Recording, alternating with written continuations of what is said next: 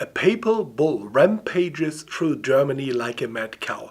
The threat of excommunication is supposed to cause a stampede of loyal Catholics who trample the renegade monk Martin Luther into the dust. But the bull ends up as kindling for the fires that burn down the unity of the Church. More after this.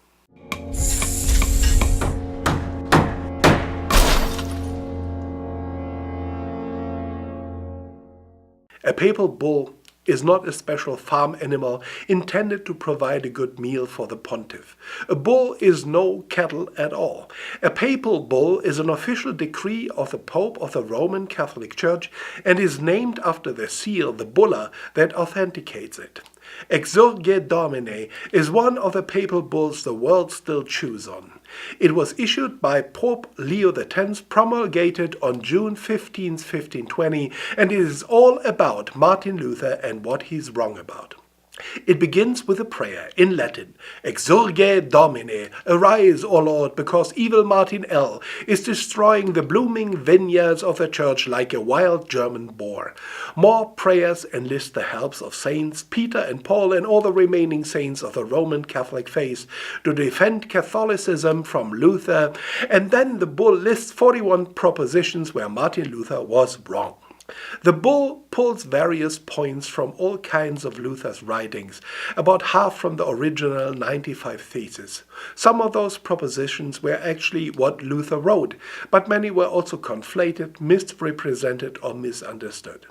To be fair, the Reformation is relatively fresh and there is not much material around. Martin Luther's 3 groundbreaking treatises of 1520 were not published yet, and Luther was never a systematic theologian who puts his thoughts into a coherent theological framework.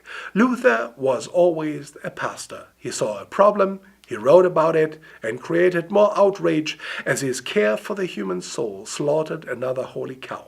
Luther's co-reformer, Philip Melanchthon, writes a systematic canon of Reformation ideas later. He is therefore considered to be the first systematic theologian of Lutheranism who brought all the ideas together and framed them in a coherent theological system. The text of the bull was drafted by a committee that involved 2 of Martin Luther's old friends. One was Cardinal Cajetan. He wanted to examine and carefully study Luther's proposal and craft a sober response.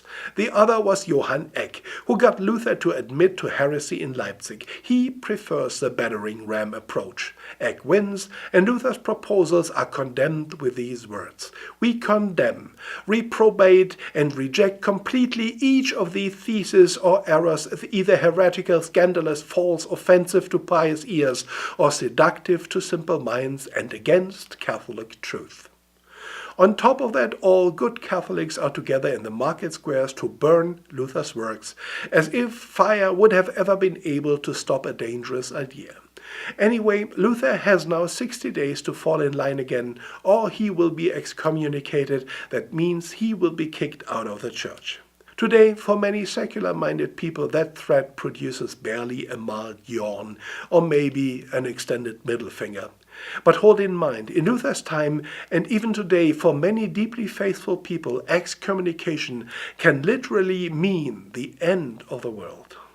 The Church is a sinful institution, and it cuts people off from God's grace just because those people sin differently than the Church does. So what do you think about excommunicating those who disagree? Let me know in the comments and click on subscribe. Subscribe is a little red button that says subscribe. You just click on it and then you have subscribed.